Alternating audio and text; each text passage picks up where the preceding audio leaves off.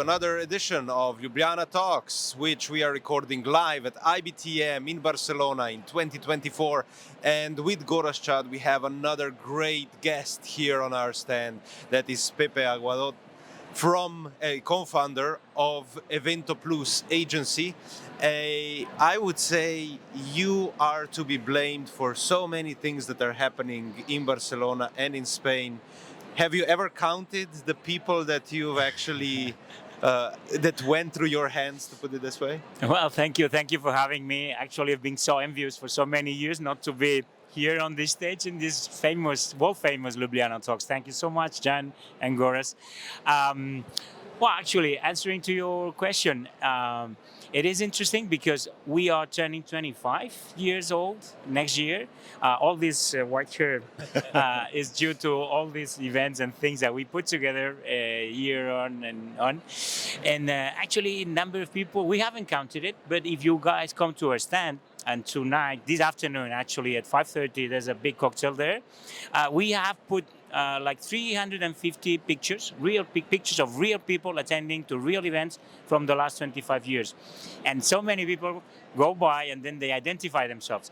But no, I don't know, wild guess, no idea. Thousands, literally tens of thousands of people for sure. Yeah. But we do organize a number of things. Thanks. Pepe, let's start with your new baby, the sport event. Oh, yes. Tell us more about that. I know you are proud on that and it's very successful. I love we it. need to start it. Yeah, it's my baby. I'm an entrepreneur and you always, this is the brand, okay? So that you guys, if you are watching this and you are in the sports tourism, you can contact us anytime you want because you're for sure that you're gonna find interesting solutions for your needs. But what entrepreneurs, we always trying to understand things that are missing, solutions that need to be put into place, and it's part of my nature. So I'm always thinking of what else can be put together, produced, if it makes sense or not. Does it have some return? Does it make sense? And so after the pandemic, and after many years of listening to a certain segment of the MICE industry that was organizing sports activities instead of our classical cultural, gastronomic, wine tasting thing or team building thing, we thought, wow, there is some need here because these guys, these people, these MICE agencies that want to organize a golf clinic, a biking tour, some training sessions for their employees, you name it, they don't really find the proposal, the facilities, the destinations, because they are meeting with people who are basically looking at hotel infrastructure or at destinations or congress centers. So then we thought, okay, if we are addressing these people and also looking at who else is doing sports travel, we found a new world.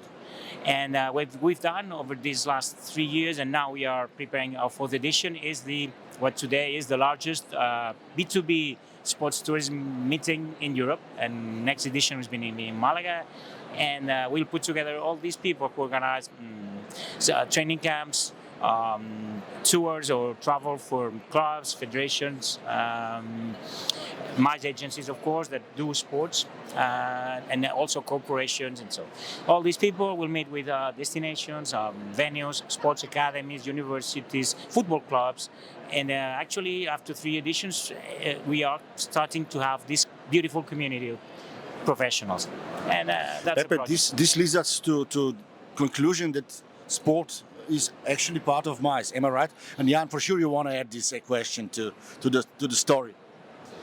Well, yeah. How do you perceive sporting events? Because you can look at it as corporate events. You can look at it as association events. Because most of sporting clubs, they're associations. Mm-hmm. How do you see sporting It's true. events? That's a very interesting question. And I'm telling you, I've gone through and I've created a new team under the umbrella of Grupo eventoplus.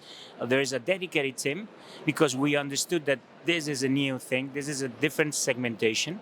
And we see many similarities, many parallelisms with the MICE industry by having federations as the associations of the sports industry.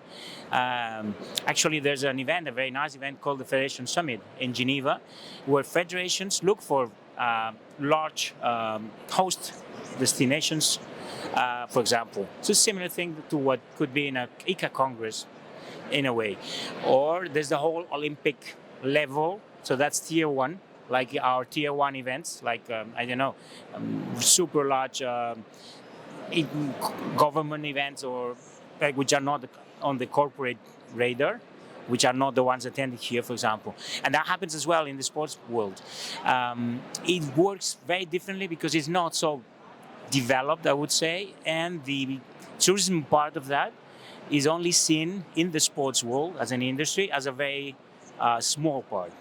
So, if we look at it from the perspective that at the end of the day they use tourism infrastructure like congresses and conventions, so they use hotels and airlines and all that. They also use, so sporting events, they use specific infrastructure, just like events do. You know, we use congress centers and exhibitions halls. Yeah. They use a lot of exhibitions halls. Yeah. They use and football sporting fields. events, exactly. So their own infrastructure. So there's a lot of parallels, but they do one thing much, much better than the meetings industry. And that is being present in public and the perception in public. What can we learn from that? That's a very, very smart point, because it's just very true. During the pandemic, we've all, MICE professionals, felt very lonely, right? And not heard by authorities or governments. Like in my case, being from Spain, but me having loads of international colleagues, friends, contacts, I think we were all in the same situations or very similar ones.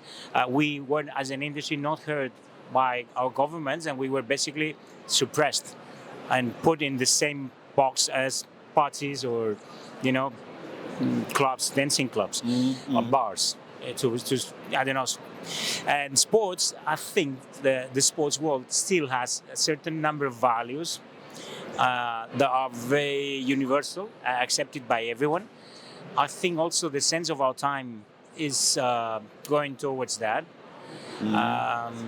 Companies want their staff to do sports. Governments, they want the people to practice sports because it kind of makes a healthier population in a way. It does decrease the aggressivity, probably. I don't know if that's scientific, but that would be my perception. Because it makes people happier, because we generate endorphins. All those things are benefits that are very clearly, I think, shared.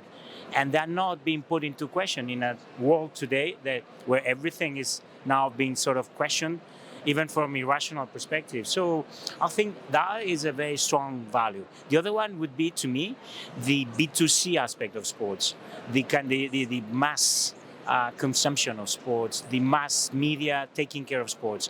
When we organize a scientific congress, basically no one, even the Mobile World Congress here in Barcelona, 100,000 people, everyone has a mobile device. You hardly see anything in the media, in the general media, because it's, I don't know why, it's not interesting. So they believe, the media owners. I don't know. Pepe, completely different question. Okay. Who we are actually? Business events, meetings industry, congress tourism. Who we are actually? What is your MICE? What is your answer to that stupid question? I know it's so complicated. Complicated, guys. Huh? I don't know. I mean, we are more or less same age. Maybe you're a bit younger, but ever since we started, even IBTM didn't know how to call themselves. It was IBTM. I don't know if you guys remember that. Yeah. And the site is changing, trying to use the same acrostics, but it's not a Society for Incentive Travel Executives anymore, but for, I don't know, imaginative traveling or development. I don't know. We cannot name ourselves. I had this conversation yesterday with Guatemala. There was a high official there, and I was talking to him. And when I mentioned MICE, and we were speaking Spanish, he said, "Oh, in Spain, you guys still use the word MICE." That's funny, because our Portuguese brothers, they don't use MICE anymore. They use meeting industry. So they say, am I? Yeah. And the Guatemalan guy was telling me that the Spanish Academy has officially said and stated that it has to be called turismo de reuniones, which is meetings tourism. And then I say, well, I cannot buy that because it's for sure not tourism. Tourism is just the means to all the other things that we do, and I'd rather be results, actually, and I'd rather be under an industry ministry than under a tourism ministry. Because after the pandemic, I thought about this deeply, and I thought, no, the reason why we have been treated so badly is that we are not seen as strategic. And if we are seen only as people who travel, people who just meet for the fun of meeting, it loses all sense. It makes no. We are trying to use meetings in order to change things. And there is nothing transformative in it, you know. Exactly. It's the reason why we are doing exactly. what we are doing. We believe that we organize events to change things, or to better things, or to improve knowledge, or to, generate creativity, generate ideas, a better world of progress in peace, in talks, in politics.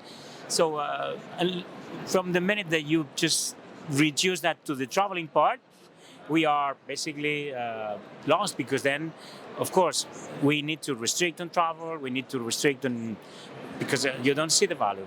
Mm-hmm. Pepe, is content still a king? I know that's your passion too, so creating really amazing stories, but what is happening now? Content is king. Content maybe is not only print. No, I'm not sure. I think content is essential, but I also think that audiences change, and I wouldn't fall in this in this trap of saying that younger generations don't read, because that's crap. They do get loads of content. They do love content, but probably our generation is not tuned to connect with them in the way they consume content. But content is super important. My also perception, even self-criticism, is that media are not very good at putting content the way the consumer gets it. Mm-hmm. But probably if I go one layer higher, destinations or airlines or trade fairs, they are even farther away, because they dedicate very few of their time, because it's not their business, to understand how to talk to the users, right? If we add to that the fact that there's very few young people in our industry, which is to me which concerns me a lot, keeps me very concerned. I think there is a structural problem there that needs to be, tackled. It's always fun when we have a conversation that kind of starts with half of the first question and then just completely goes in the opposite direction. And I want to keep it in that opposite direction. We touched upon something. So one thing is identity. One thing is that we are, as an industry, we don't know what we are. It's probably why we are not as successful in talking to people and explaining to people what we are compared to sports, because you say sports, everybody knows it's sports. Mm. Are we tourism or not? Very interesting to define. In tourism theory, they would say you use tourism infrastructure, so you are tourism. Okay. Sports have their own ministries in many cases, ministries of sport. The meetings industry, I don't think there's an industry of meetings industry anywhere in the world. It is not. Even though perhaps we should be knocking on door and saying we shouldn't be under tourism, perhaps we should be under the economic development. Put us under that, because that might actually help us tackle another question which we touched upon several times in our talks, and that is getting staff and retention of staff. And actually we pay staff quite low. The average wage in the industry is, as in tourism, it's lower usually than the average pays of economies. And to kind of go from there a step further, we go to events such as IBTM, one of the biggest trade shows in the world, right here in Barcelona. We do it for 20, 20 years now. 2 years, yes. Yesterday there was a big celebration, and because your agency is 25 years old, IBTM is 20 years old, it's happening, both are at home in Barcelona. How do you see your business related to IBTM, and how do you actually take advantage of having it at home? Well, I would say to us, it's played a very, very significant role. The fact, the advantage, the strategic advantage of having IBTM in our hometown. I even attended IBTM when it was in Geneva. We had already identified it, and at that time we were only a startup because our origin is an internet startup, and that's probably one of the reasons why we are a very special media group, because we are still a bit startuppers in a way, a bit rockers like other people. But it was just a good happening, good thing, a good event that IBTM decided for whatever reason to move to Barcelona. So what have we done? Well, from the very first year, we proposed ourselves to be the official media, and that's something we've won year after year, and it's 20 years in a row that we've been, the publishers for IBTM. That's given us exposure to many of the key destinations, key hotels, hotel chains, key DMCs in this industry, to understand much more, to have some, and to have obviously in our hometown for 3 days, normally even 4 or 5 days, almost everyone who's in the industry. So we've taken a lot of advantage of that. We have here a team of, in our Barcelona office, there's 25 people working. Probably 20 of them are here. We can organize the cocktail for the Spanish industry, so there's 350 people attending. So all these things, they give us visibility for sure. I think it's a very, very interesting thing for us. Yeah. I know that you like highly aesthetical events, and that you have a passion for that. Thank you. But what is the definition of a nice event for you? I mean, oh my God, is less more, or more is less? What is happening? If you look around, what is a beautiful stand for you? This is completely different question. A stand? No, event. Stands. An event. Yeah. Well, I don't buy the less is more. Okay? It's a nice phrase, and in some cases, of course, it might apply. But obviously, like in everything, and the older I get, the more critical I am with these sort of very short statements that pretend to explain the world. It's not true. Things are complicated, or things have loads of different, let's say, perspectives or angles to look at. I always say that a good event is an event that delivers. I'm very practical. At the same time as I have an exigence for aesthetics, or for design, for finishing, for detail. But I understand that this first layer, it has to deliver, and it has to deliver extraordinarily to be a good event. If we forget about that, to me, it's absolutely uninteresting when an event is really a smart idea to deliver nothing, wow moment, not adding value to a brand, to a client, to an idea. But then, I don't know, I would say the events that have some emotional touch, which is a challenge in these new times of super technological approach to events. But that is a point that really gives me, for example, guys, I'm just going to say something here. The event you guys organize in Ljubljana, which I've been attending, I've had the chance to attend from the beginning. 3, 4, 5, 6 years. I'm not, especially the crossover one. It is an event where you feel your love, your passion for the meeting, for the gathering that you are creating, for the you try to generate a not high level, but a deep and true discussion among professionals, and that's something I perceive from the very first time I was there. I think that you add then some local touch, which is always very friendly, very interesting. For me, also being Mediterranean, but being from the other part of the Mediterranean is also exotic. So it is really one of these occasions I don't want to miss. I want to keep being invited there. But that, to me, is an example. It is the most sophisticated event ever. No, of course not. It is not its purpose. But I think it's a very well-conceived event, taken care, delivered, developed. So I don't know. Your question was very complicated. Very complicated, but we are going together to Rome soon, and we will see a lot of great projects. That's why I asked this question. Next week. And again, we will be faced with high tech and high touch. Yeah. So and this year we haven't discussed this because we haven't met still. It's the first time we meet at the show in this occasion. But we are gonna face, and I'm not revealing anything, but we're gonna face the Olympics. Yeah. So every time there's an Olympic year, when you as a juror are faced to judging an Olympic opening ceremony, production, which is you are basically. It's crazy.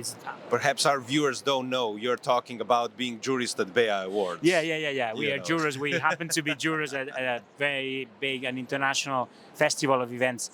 And of course, when there's an Olympic year, like when there was the Beijing Olympics, you are faced to judging many beautiful, amazing, great projects. But also there's one which normally stands so highly, and it's so hard then to judge and to decide what is a good event. The event that had 200 million in budget, the event that was basically smart, clever, and delivered. That's a big question. What would be for you an event that if you could organize or be a part of or co-create, what would be your biggest wish?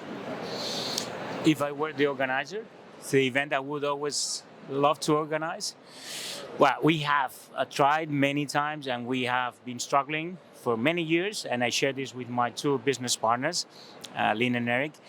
We've tried many times to organize the festival of events. Something similar to what C2 was doing in Canada, in Quebec, in Montreal. That to me is the dream of an event that combines creativity to a wild extent with a business. And we've tried one thing called the Experiential Summit in Madrid 3-4 years ago. And to me, that was, I think, the best event we've ever organized. It was all too expensive. So it was only one edition, but I really enjoyed it so much. Because we are slowly coming to the end of our time slot here, Ljubljana Talks are short but to the point. There's a couple of short questions we will still ask, the fire questions. So my first question, and you can just answer quickly or you can elaborate. Apple or pineapple? Pineapple. No, pineapple, no. I take an apple every day. I follow this British principle, but when there's a pineapple, it brings some exotic touch. But I have apples every day. Yes, I'll take one. Netflix or YouTube? I'm not a fan of Netflix. I'm subscribed to Netflix, but I hardly watch it. I have to say I don't have a TV, which makes it hard to watch it.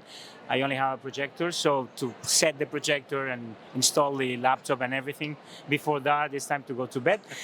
So I would say YouTube every now and then. Netflix productions are quite shitty, in my opinion. So yeah.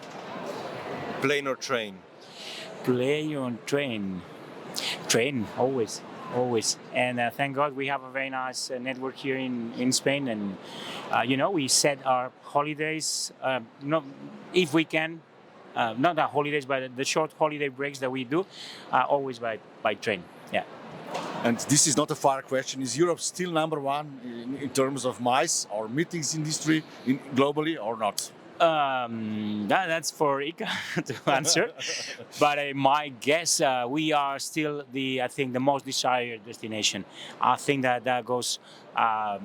There is another big discussion on whether Europe will become, over the years, the museum of the world, and we will be just a place where there's only old farts like us and beautiful buildings and cities. But we are still the country, I think, delivering the overall best experience. Mind you, if in Asia, I believe infrastructure and service is amazing. Been to Japan this summer, and it's an amazing place. It is, huh? It is. The last one, in 3 words, why meetings and events? Why? Why meetings and events? Well, we need them. It's essential for development. I think it's essential to overcome all the fake news world, and that's a political statement, but I do it very openly. It's very difficult to tease about ideas if you are facing, whoever is transmitting. I think they're essential. Yeah. Thanks a lot, Pepe. You're very welcome. You were a great guest. I really enjoyed the discussion. Stay tuned. We are coming back in 5 minutes, and see you soon. Thank you.